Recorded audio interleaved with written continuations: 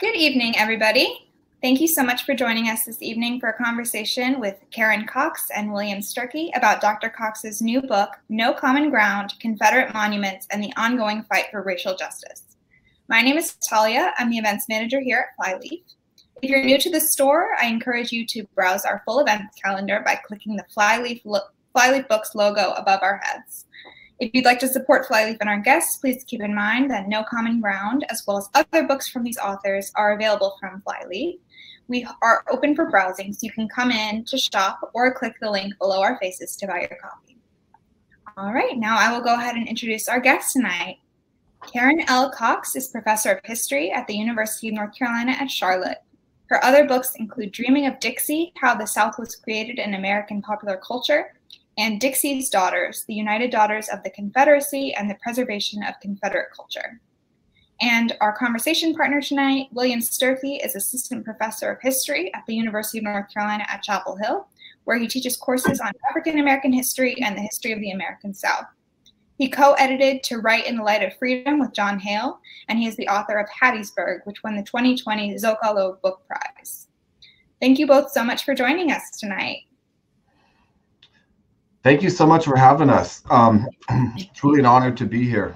Yeah, so to keep the focus on our guests, I'm going to minimize my screen and let them talk to each other about the book and their work. Throughout the event, if you think of a question you'd like to ask either of our guests, you can leave it in the chat or use the Ask a Question feature at the bottom of your screen. I'll pop back up at the end to read those questions out loud to our guests.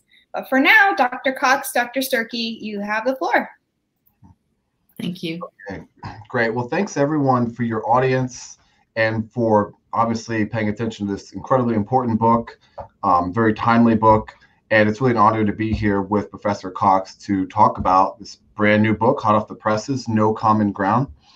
And I have the honor of basically starting us off by asking several pretty big questions. And so I'm just going to jump right into that, Professor Cox. So the first thing that I have to ask you is, so you've obviously been working on Confederate monuments for several years. Dixie's Daughters was a pioneering study into the role of women who were largely responsible for erecting all these Confederate monuments that dot our landscape and that we're still talking about seemingly all the time today. Could you please start us off by telling us more about how you became interested in this topic a long, long time before it was in the news every night, right? And then also why you felt so compelled to revisit this and to write this new book. All right. Well, thanks, William, for the question. It's good to be with you. Good to be at Flyleaf this evening. Now I'm going to have to age myself. I began my interest in it was more an interest in the United Daughters of the Confederacy began when I was working in Fayetteville, North Carolina at the Museum of the Cape Fear. And I was helping out a colleague who had salvaged this lumber from the Confederate Women's Home that had existed there and asked me to help him do research on it. And when I did that, I just fell down a rabbit hole with the UDC, and it became the subject of my dissertation. And, you know, as you know, the UDC had a broad-ranging agenda. Monuments are the things that they're most known for, honestly, is they sort of equate the daughters with monuments. And so I've been at it, you know, for 30 years. Hate to say that out loud, but that's the truth. You know, in the book that was my dissertation came out in 2003, and I couldn't have imagined that I would be still having this conversation about the UDC, about monuments in 2021. You know, much less than it was 2015, where I really began to think about it all over again. After the Charleston massacre, I wrote an op-ed. Didn't get a lot of play, but after Charlottesville, some more op-eds, and next thing you know, I'm being interviewed, and a lot of people are wanting to understand the issue of monuments, and so eventually, you know, the press put a little pressure on me. I had been speaking on a speaking tour for 2 years after Charlottesville. and finally just decided that, when I talked to Brandon, who's the editor at the press, I realized that I knew I was going to do it. I felt like I had to do it. I also felt like I knew it better than most anyone, and I had a responsibility to write about it. And so that's what led to No Common Ground. Great. And of course, she means, if anyone's not familiar, Karen's talking about UNC Press and the terrific editor, Brandon Proya. My next question is sort of a big question, three-part question. So obviously historians study change over time, okay? And so I have this three-part question for you about change over time. One is kind of simple, and it's a question I've heard asked usually from people that are proponents of monuments, and that is, can the message of the monuments change over time? Do they have to mean in 2021 or 2020, whatever, what they meant to some people 100 years ago? And then the second part of that question is, what is it about our own time that has made this conversation so urgent? You talked about starting this in the 90s. Well, you were closer in time to the erection of these monuments in the 90s than now, obviously. So what do you think it is, just, beyond the violence of Charlottesville and Charleston? What has made this so urgent in many people's eyes? And then my final part of this three-part question, I'm sorry if this... That's a lot. I'm writing them down, so hopefully I'll get these correct. I'm happy to repeat any of these, obviously. Okay. The final thing is, what has changed in recent years? So you said that, obviously you were on a speaking tour, you were writing in 2015. So you've been following this in the public eye. How has this debate, this conversation changed in very recent memory for you? Okay. Those are three questions, but the first of that was can the meaning of these things change over time? I actually believe so. I mean, I think that certainly the monuments, when the monuments that are at issue today, those on the grounds of courthouses and state capitals, which is primarily what I'm writing about in the book, I think the meaning has changed some. I think there are layers to what people believe that they represent. So, for example, it's about white supremacy.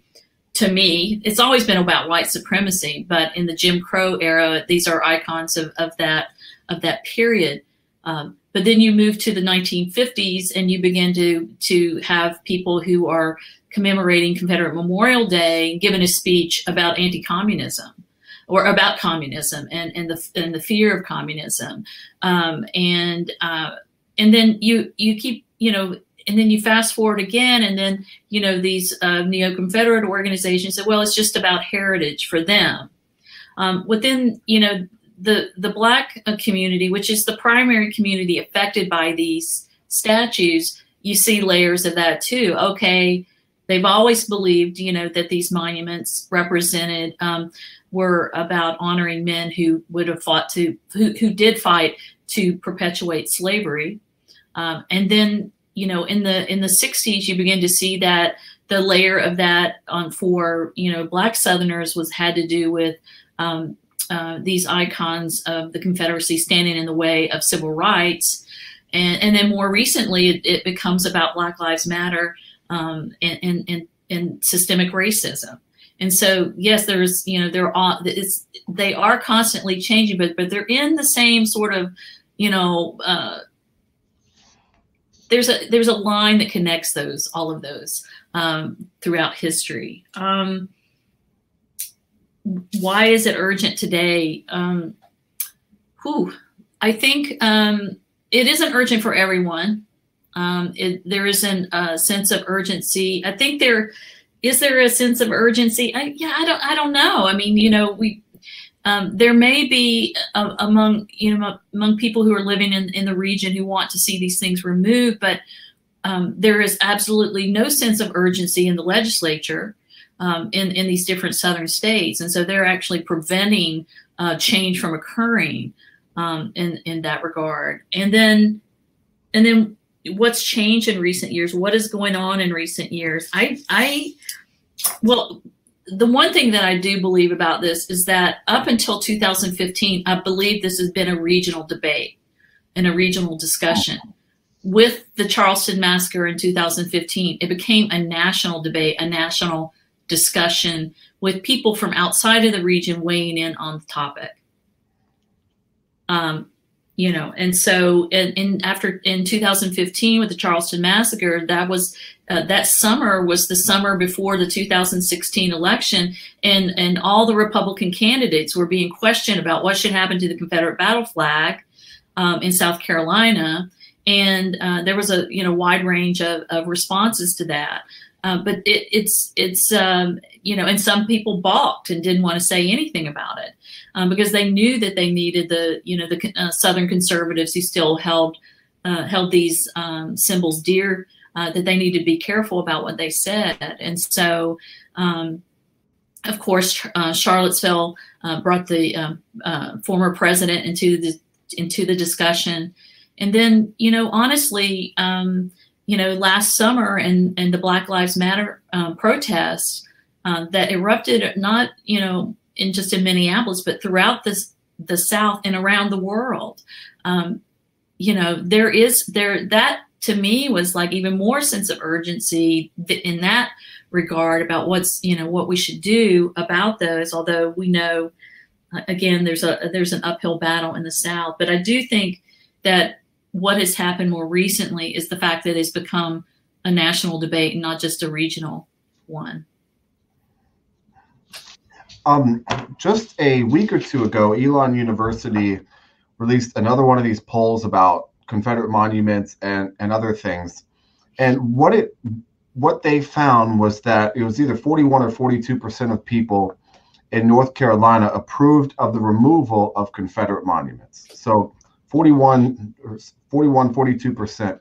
And that's actually grown from about 35% just a few years ago.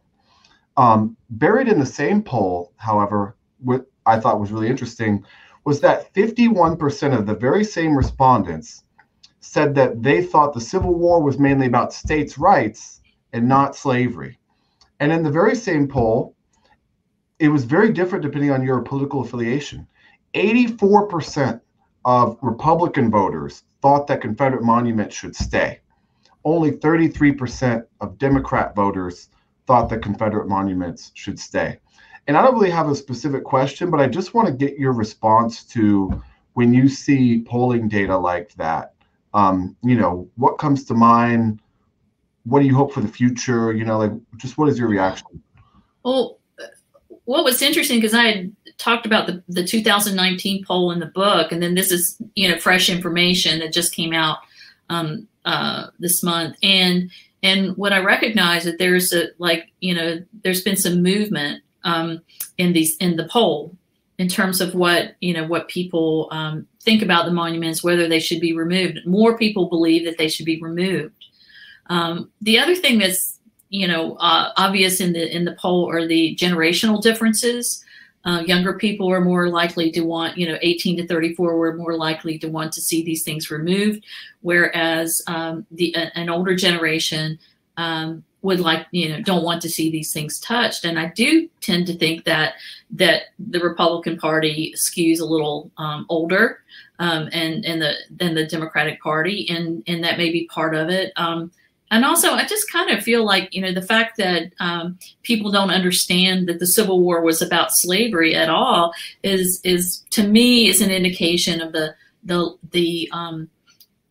ongoing influence of the lost cause and that narrative about the Civil War that continues to exist in the region. And then it relates, honestly, I think it relates to our education around history and what people learn. I mean, I've had people come into my classroom who say, I learned in my high school that the Civil War was about states' rights. Why is that happening? That's not how we teach it at the university, and it's not based in any reality. And then when you begin to see, Southern state legislators start talking about passing some piece of legislation that's going to change the way history is taught, then there's a real concern about this kind of thing continuing. So those are the things that concern me about that. I've always kind of wondered, so the lost cause, even from its inception, sort of approached slavery in a particular way. And this is a pessimistic question, I think, but why has it been so central to the lost cause to deny that slavery had anything to do with it? Why don't more people just say, look, yeah, they had slavery, but it wasn't that big of a deal. Yeah, it's just part of, the development of the South, or, so how does this conversation and question over slavery fit into the lost cause, and why is it so important even today to these discussions? Yeah, I think that, that kind of emerges pretty early on. You would read about, the very early UDC members talking about this. They, because they had, first of all, they had romanticized slavery, and they're very much, it's very much built on the myth of the faithful slave. So that, of that generation. And then I think more recently, people cannot, they don't want to think that their ancestors are somehow associated with something as evil as human slavery. And so the lost cause over several decades has kind of sanitized Confederate memory and stripped slavery from it, so that all you have left then are heroes and chivalrous men and who are only there fighting to protect their homes. And that part of that is often that narrative is like, oh, well, most Southern white men did not own slaves. I mean, that's always the rebuttal. But leaders of the Confederacy made it very clear why the war was being fought, and whether or not an individual owned a slave or not, that was what the war was about. But some people can't imagine that their ancestors were in any way associated with that. Yeah, it's something that I hear all the time, and it's 1/3 of the people living in North Carolina when the Civil War started were enslaved humans. Like, somebody owned them. It's almost like they just want to kick it down the road. What good does removal do you think? What should actually happen with Confederate monuments? Well, I usually try not to weigh in on that situation, but even if I believe it one way or the other. But I think removal is important. It's only a symbolic effort to me. I mean, it's a symbolic move within a community of reckoning with the history of slavery and race, particularly Jim Crow, because that's when these monuments went up, the vast majority. I think that's important to communities of color in the region. It may, of course, it would make white Southerners who believe these monuments should remain. It's going to make them furious. But I think it's part, for me, it's like one step on a road to some truth and reconciliation about what the Civil War was about slavery and about race relations. I mean, I've always said to these communities that invite me to speak, it's removing the monument is just one. It's a symbolic move. It doesn't mean anything if you don't address the underlying issues that slavery has given us in the 21st century. Yeah. So then conversely, who benefits if they stay up? I often hear, okay, we're still going to have problems with race. Black people are still going to have problems if we take them down. In places where they have been taken down, they say, well, look, things aren't any better. But I think it's also fair to ask the other way as well. Who benefits from the things, they attract violence, they cost a lot of money, a lot of them are ugly. Like, who really benefits from keeping them up? This is a good question. I think who benefits is the GOP. I think politicians benefit more than anybody else. I don't know that individuals, even white individuals in a community, find some benefit other than the fact that they feel like their point of view is being represented politically in that context. But certainly, Republicans running for office are happy, more than happy to use this as a wedge issue, or are more than happy to make this part of their culture war. So they absolutely benefit. And then within the white communities in the South, and among those who are defenders, maybe they feel, you know, that they're being heard somehow, that their point of view, that whatever that percentage was that didn't want the removal, feel like they're being heard if their representatives, you know, get behind the kind of legislation that currently exists. Yeah.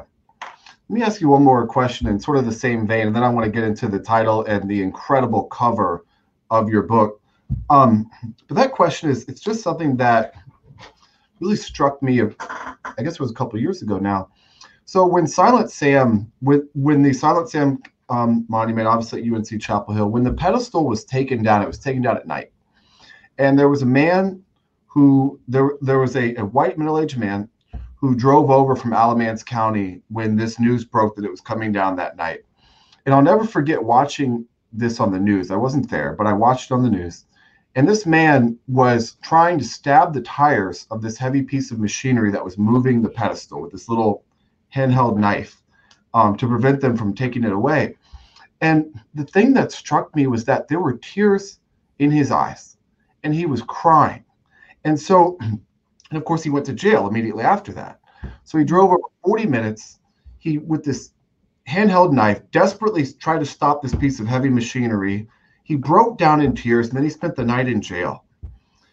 Like, what is that? I've always been wondering. You know, what is that about these monuments that for a man like that, who I imagine cannot name a single veteran that left UNC to go fight, couldn't name a single individual. Yeah. You know, like what does that tell us about the meaning of Confederate monuments to someone like him? Yeah, I think that in some ways this represents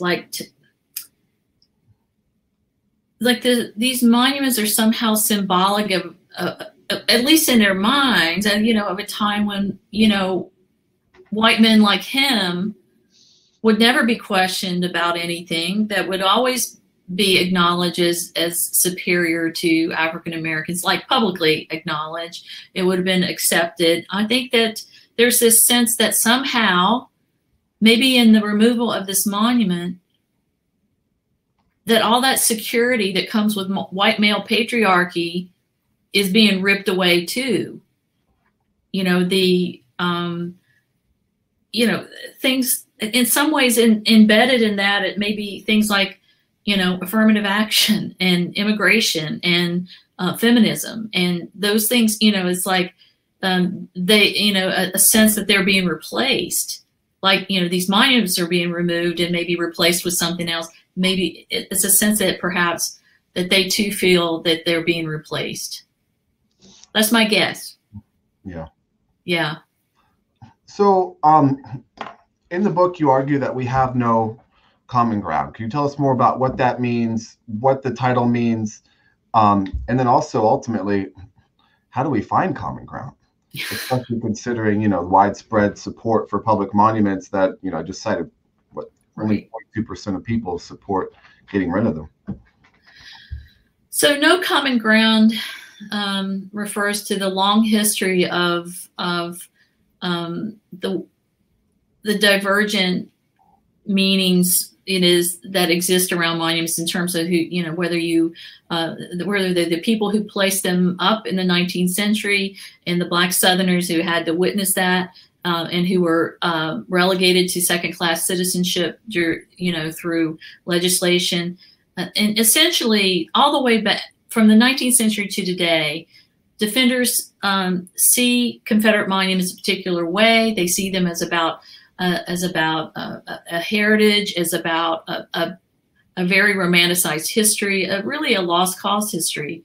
Whereas on the other hand, you have, you know, African Americans who've had these things standing over them in their communities, recognize that these monuments have meant, you know, honored men who perpetuate slavery, honored, you know, those individuals who, and the descendants of those individuals who are now creating second-class citizens out of them through the kind of legislation, or even with racial violence. I mean, And so there is no common ground in terms of what people believe these monuments mean. There is just none. And it's been that way. It's like this parallel interpretation of monuments for over a century. I don't know how we get to common ground. I really don't know. I mean, my sense is that, you know, it's going to take, if generations of lost cause education got us here, it seems almost as if generations of you know, a correct history will have to dig us out. There is obviously there's a little bit of movement of the needle, but the movement of the needle came as a result of racial violence. The murder of George Floyd, the murder of 9 people in Charleston.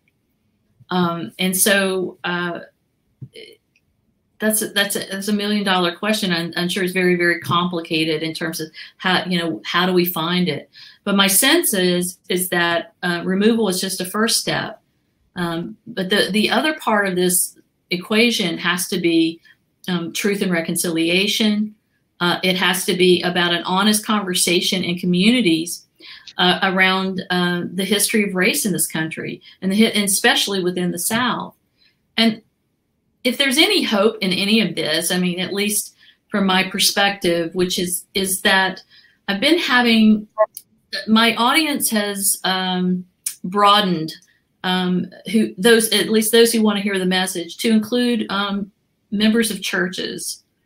I have a talk next week with the Presbyterian Church here in Charlotte, who discovered one of the windows in their stained glass windows in their church was to a Confederate, to some former Confederates. I've met with, and I talk about this in the intro to the book, about meeting with these interracial groups of people that were really brought together by church leaders. So what I know that in writing this book, that I would never be able to convince monument defenders of this position of what true history is. They're not going to listen to that. And there are going to be people on the other hand, on the other side, who do understand what this is about. But it's those people in the middle, those people in the churches, those people who are in the communities who really seem to me have a strong desire to really understand this issue. It's going to be those people that I think are going to make the change. Yeah. I think that the cover of your book is incredible. Could you talk about that image that is on the cover of your book? We can see most of it over your right shoulder there. It's a little dark because it was a nighttime photo. Yeah. So, you know, last summer, after the George Floyd murder in Minneapolis, as everyone knows,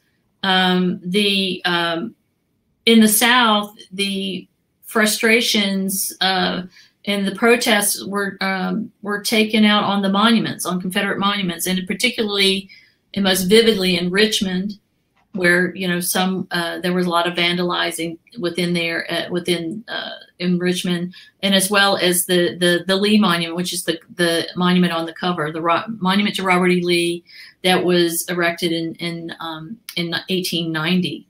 And that's where it's a hulking monument. You look like, you know, like this big when you're standing next to it. It just really towers over the area.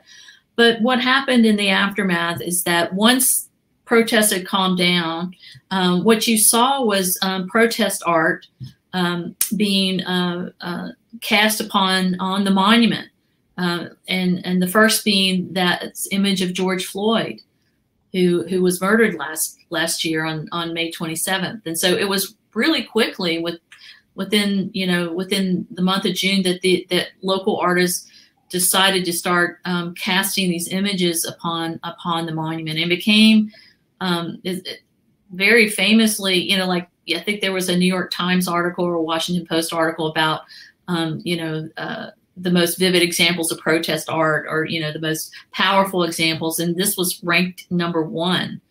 And so you saw George Floyd, but you also saw other victims of police brutality cast upon there, but also images of Black leaders like Frederick Douglass or W.E.B. Du Bois, and following John Lewis's death, his image was projected onto the monument.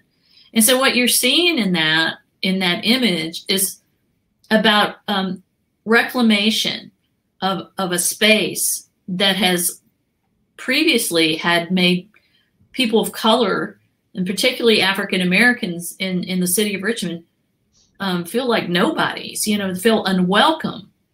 And I mentioned that, like, a friend of mine, an African-American woman who lives in Richmond and has lived there a long time, when I went to visit her because I wanted to go see that monument, she said, Black folk have never felt comfortable or welcome down in those spaces.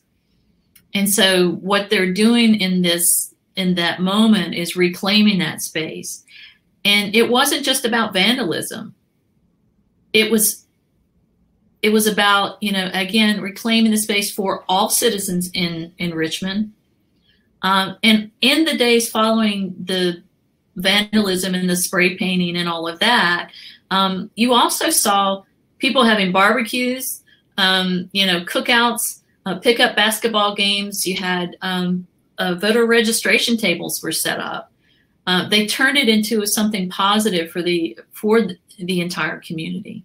So I look at that image. I think it's a very powerful image, and it demonstrates, how we can reinterpret a monument, and whatever happens there. The people of Richmond let it be known that they had a different interpretation of what was going on there in that space. Yeah. One of the things that I think that your book did so well was, sorry, there's an echo on my end. Is you hearing that as well? I hear it, but Okay, hopefully it's gone. But one of the things that I think your book did really well was to frame historical opposition and alternative to these monuments. And I wonder if, without giving away the whole story of Richmond, which I definitely don't want to do, could you talk a little bit about the issue with the Richmond Monument Avenue before this most recent era of protests? You mean the most recent history of the monuments on Monument Avenue, or over time? More recent, especially with the idea to erect a new monument. Yeah. So one of the ways in which, communities dealt with monuments was to suggest what they would call counter monuments. In the case of Richmond, that was that effort began in the 1990s, and with the addition of the Arthur Ashe Monument.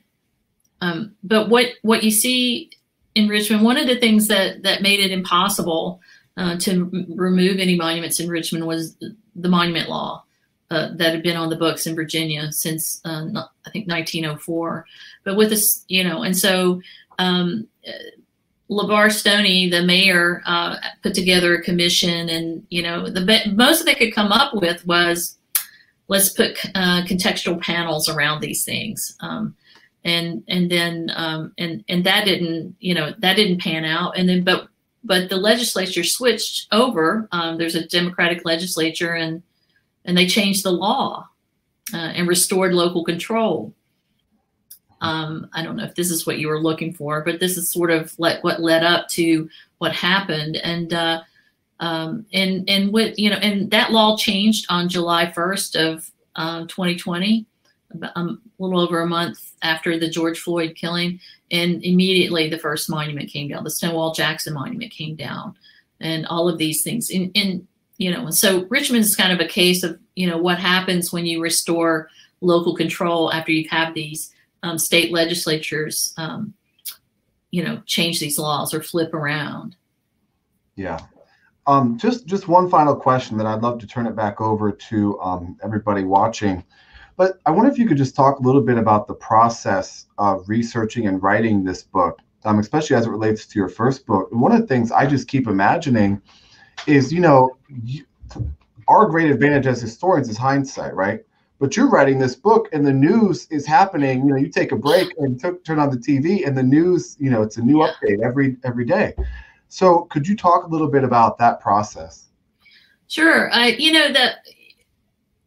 only knew probably up through the early Jim Crow period, right? That was the basis of my knowledge. I had to research from, say, 1920 to, basically centuries worth of history around this issue. It was hard to dig back into that. First of all, that early stuff, I was so sick of it, But once I started I basically was sort of following the news cycle of Confederate monuments over time. And I could see these trends developing in terms of, what was happening around the issue. And then when the Charleston massacre occurred, I took a stab at writing. I think I wrote something like, monuments don't belong on the grounds of government. I wrote this op-ed. Nobody, it barely got, like I said, it barely made a blip. But I think in the course of writing publicly about them over the last few years has helped me to better understand what's going on and the most recent history around it. And you're right, as historians that, you don't expect to be writing about something that's just happening right then and there as I'm wrapping up the book. But as you know, I would just argue that, yesterday is history. 5 minutes ago is history. We can write about these things. And what we do is we bring to bear on that our knowledge of the entire issue and the historical context that has long surrounded these monuments. And in some ways, it still had to do with race. It still had to do with white supremacy. And I could think about it in those terms. Obviously, things had changed in terms of where this all landed politically. But it was a challenge, but I think I handled it pretty well, even as a historian. And I think we can write, and honestly, I think you're doing it. A lot of historians are doing this right now. They are reacting to contemporary events by providing historical context. So that experience, I think, helped me do that. Great. Well, that's all the questions that I'm allowed to ask, I think. So I'm going to turn the floor back over to Talia, who's going to take questions from the audience. Yeah, absolutely. So we have a few questions here already. So first up, I'm going to ask Dave's question, which is, can't these separate pieces of ground that have nothing in common also be sort of looked at as two sides of a single coin? Hasn't white remembrance and glorification actually served its purpose to keep Blacks oppressed? Say that first part about this. I think the question is sort of asking the framing of no common ground between the two sides of the issue is sort of evidence that one side of the one perspective has done its job in the other side. It certainly has, except one of the things we didn't talk about this evening, and it's I make clear in the book, is that it's not as if African Americans have not contested that space. They have contested that space over and over again, and so that is part of the story that I tell in the book. It isn't just that absolutely these monuments have dominated the landscape, but I can tell you that it wasn't as if African Americans and Black Southerners weren't are not passive actors in the history of Confederate monuments. Right. I think to sort of clarify, I think it was a question about, I guess, if one side of the argument for the preservation of Confederate monuments is by default lends itself so easily to the reverse argument, how do we get to a middle space, or is it possible to? I really don't think it's possible. People are dug in, but this is what I was saying earlier to William, is that it's not those people on the extremes of this issue. It's about the people in the middle. who are still grappling with this and are still wanting to like understand the issue better, that I think is where movement can happen. Right. Okay, next I have a question from Matthew. Could you talk a bit about the connection between monuments and voting rights?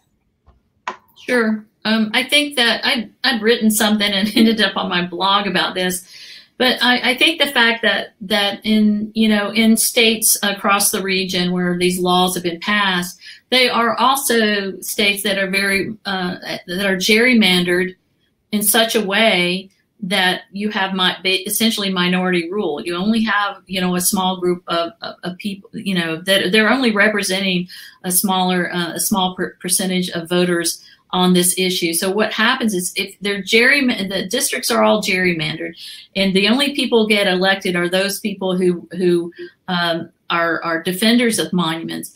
How in the world are you going to, like, you know? And then you have voter suppression. There's no way of electing people who are going to change the game, who are going to change the way these things function, that way the legislature functions, the way voting functions, but also, you know, whether or not a local community can decide about what to do with their own monument.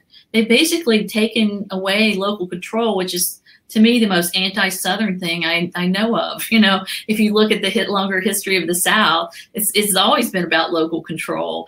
You know, yes, I think it's very much tied in that way to voter suppression. You can't, your votes don't count, and you can't elect representatives that would, you know, represent your point of view on this issue. Right. It's a complicated issue. It seems like, you know, it's so baked into itself that unraveling it seems like, you know, a monumental task, no pun intended. Okay, let's see. Another question from Dave. Dave asks, I hear Richmond relatives talking about opposing views as the Black view versus the white view, but my impression is there are multiple major or nuanced views within both racial groups. Could you comment on that? Yeah, I think it's fair to say that not all Black Southerners are in favor of removing monuments, and not all white Southerners are in favor of keeping them in place. I mean, there is nuance there. I think he's right about that. You know, is not just simply one side or the other side. I think there are differing points of view. For example, with the Richmond Monument, once it had been spray painted and artists were using it as protest art and projecting these images on it, there are some people that thought, oh gosh, you know, in some ways that we would hate to lose that. Mm-hmm. Right. There are some, you know, we would hate to lose that, those projections or that sort of reinterpretation of this monument. And so, yeah, I do think there are people, you know, and of course there are some are just like, no, the thing has to go. So yes, of course there's a lot of nuance. Right. Dr. Sturkey, feel free to jump in if you've thought of anything else. I'm not really seeing other questions. I could just add, you know, I think to Karen's point, I'm thinking of my own perception of these issues, but there's even nuance within individual thinkers. You know, like the historian in me on some level says, okay, we need to preserve these things and keep them in museums and whatnot. But the Black American in me says, hell no, kick them down, burn them, you know, throw them into the sun. And so I think, you know, it's just something that I think we all struggle with, considering not just the history that they convey, but the history that they have themselves. You know, I'm often reminded of a visit I took to the Smithsonian National Museum of American History, and this was years ago, and they were doing a big exhibit on gender in American culture, and one of the curators says, you know, the way that they represented colonial women in their exhibits before this new gender exhibit, you know, you go into a room and there'd be like every spinning wheel that they had in their collection was on exhibit or was on display.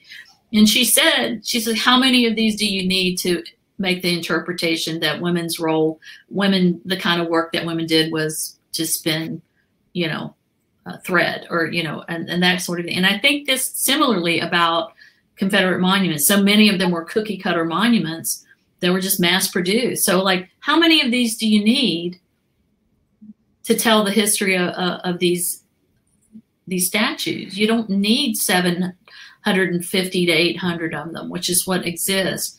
Certainly there are, you know, but the thing what complicates all of this is that they're very local objects.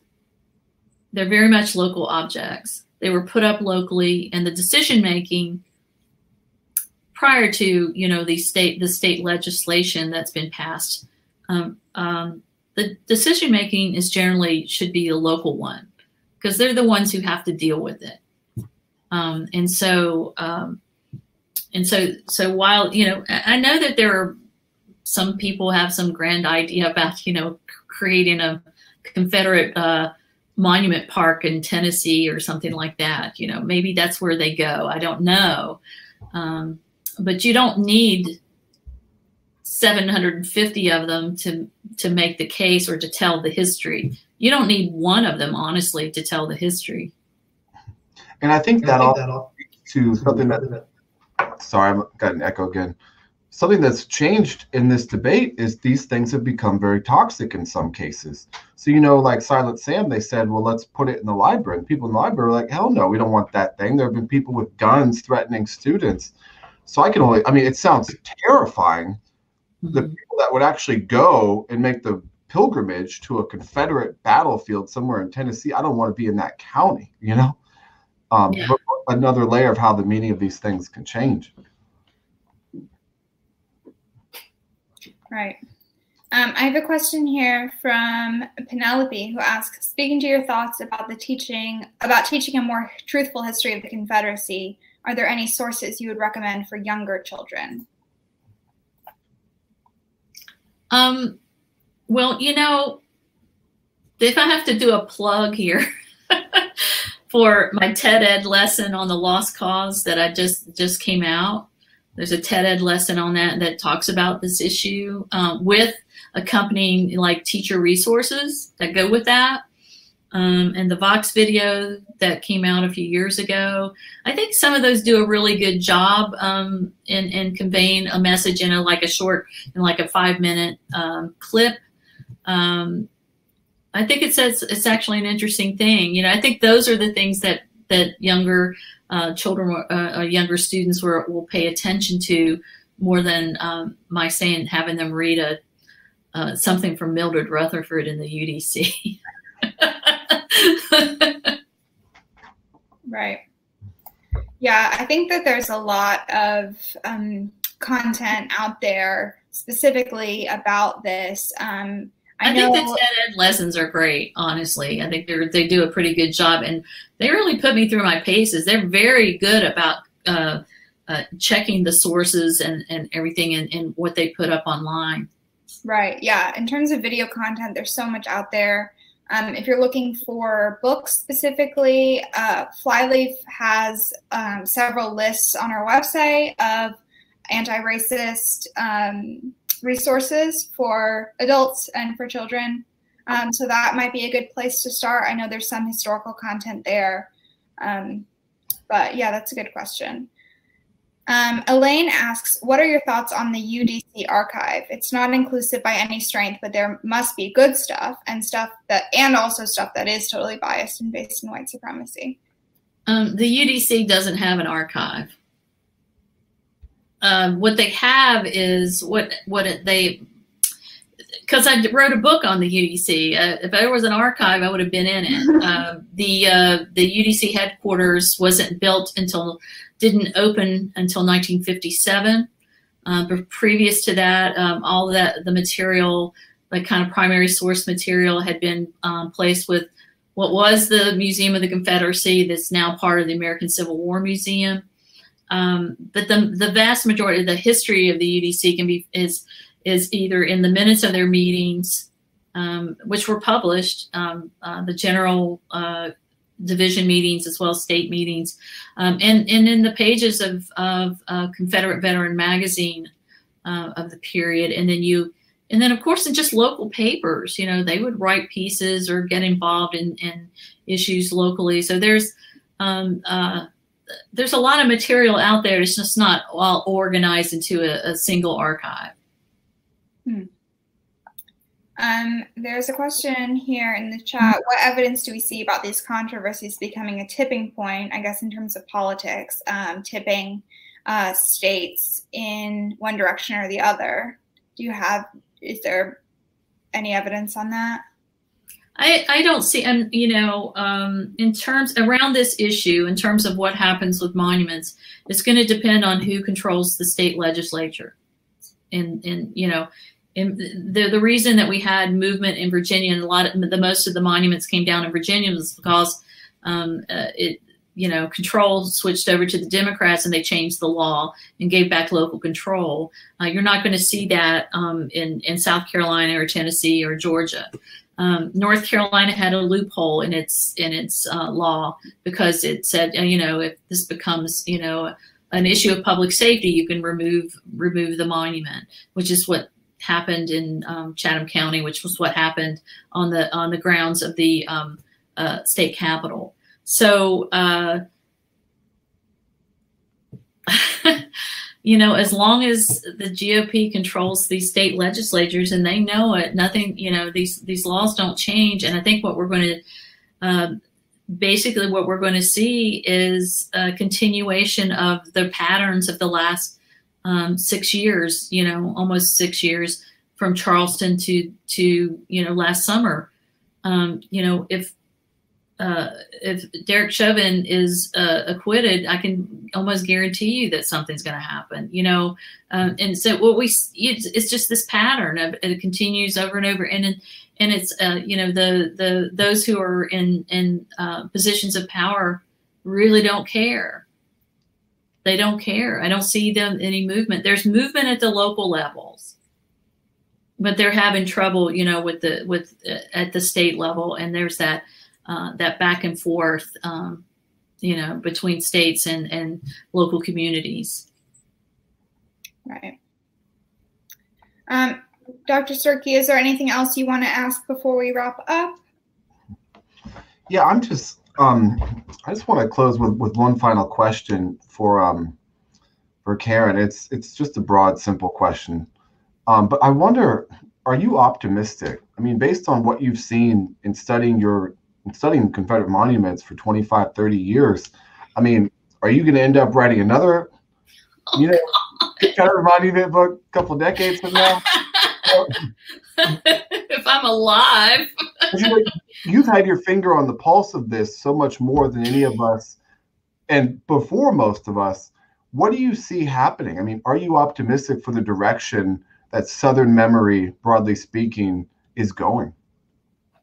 If I can, you gotta, as they would say in the South, you gotta educate the children. You gotta, it's the children that, it's, I think it's going to be a generational shift is what's going to happen. I mean, I can tell, I taught a course on Confederate monuments for the first time last spring, and then we got, hit with the pandemic, but those students were very much engaged in the issue and writing really awesome papers about this topic. And I think, again, with it's baby steps maybe right now, for me, I certainly go out and make the case with this book and with my conversations with the community. So I'm hopeful about that part, because where I've had conversations with people, there's been change. So, I'm speaking to the, local church, the Presbyterian church in Charlotte. They've got these issues right within their church, a stained glass window or something like that. They're trying to reckon with it.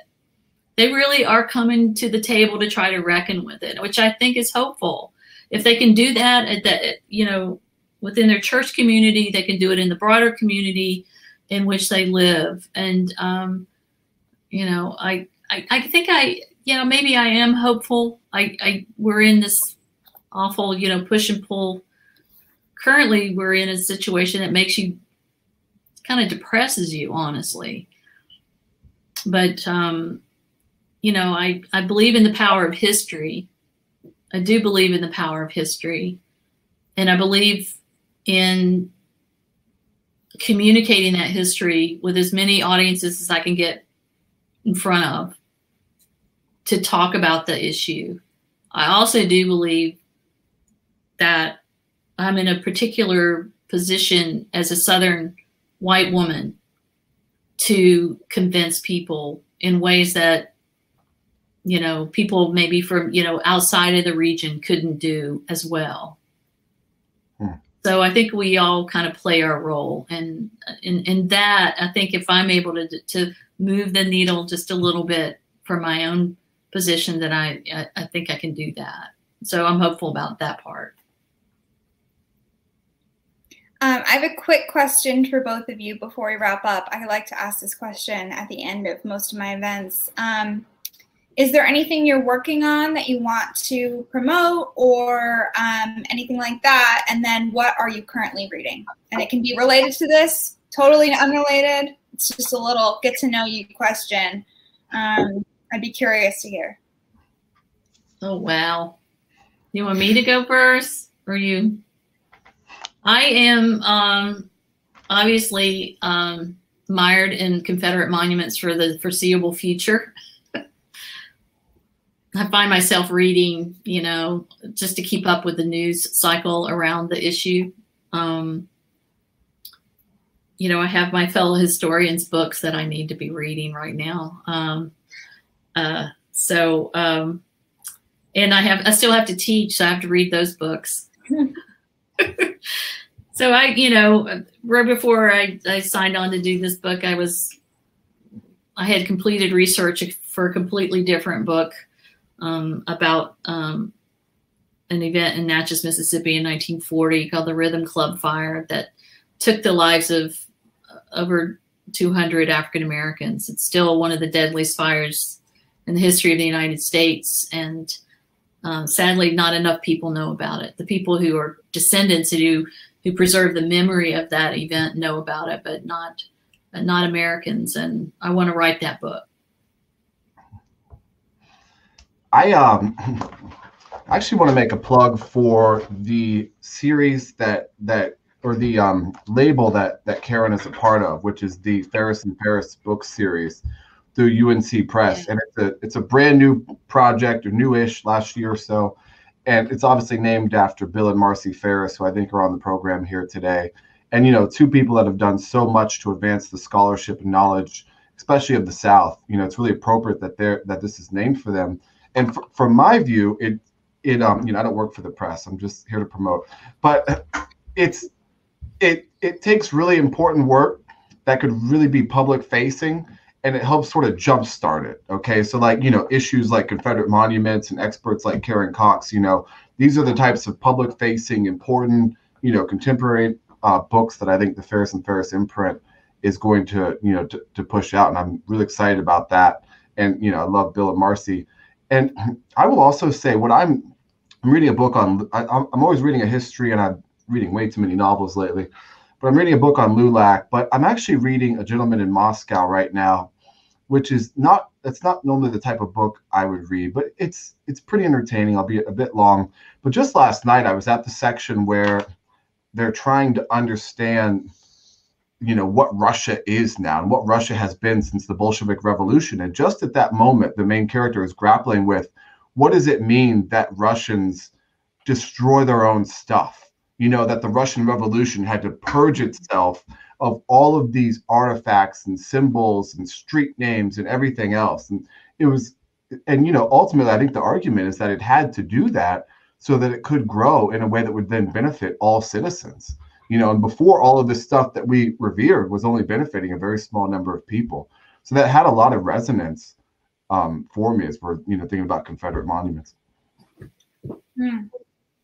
Yeah, that's really interesting. I haven't read that book, but I've heard amazing things, and it's been a bestseller at the store, obviously, for a couple of years. So I'll have to pick up a copy. If I have to recommend anything, though, it's The Secret Life of Church Ladies. That novel is incredible. Yeah, definitely. That's an awesome book. Okay, so we're going to go ahead and wrap up. I'd like to end with a few quick reminders. If you'd like to order a copy of No Common Ground or other titles from these authors, you can click the link just below our faces. If you missed some of the conversation tonight, or if you'd like to share it with a friend or family member, as soon as we wrap up, you can refresh your page and the video will appear as a replay video. So that will be available shortly. And then finally, please do check on our schedule for upcoming events. I'm really looking forward to a lot that we have cooking this season, and I hope y'all will be able to join us for future readings and conversations. So thank you both so much for joining us, and thank you to everyone watching for spending your evening with us. Have a good night. Thank you. Thanks, Karen. Thank you. Thanks, William. I appreciate it. Thanks, Dahlia.